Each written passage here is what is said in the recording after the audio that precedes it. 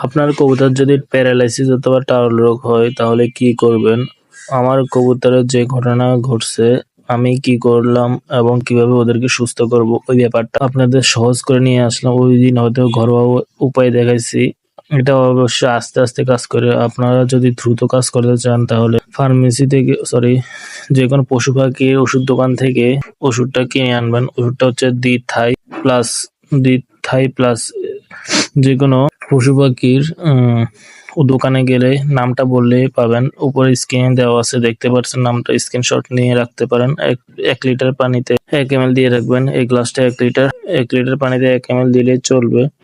ভালো করে মিক্স করে নেবেন, প্যাকেটটাও ভালো করে আটকে দেবেন। প্রতিদিন একবার করে ওদেরকে খাওয়াবেন, দেখবেন সুস্থ হয়ে যাবে। আর কবুতরগুলোকে নিয়মিত রোদে রাখবেন যাতে ভিটামিন ডি পায়। রোদে কিন্তু প্রচুর পরিমাণ ভিটামিন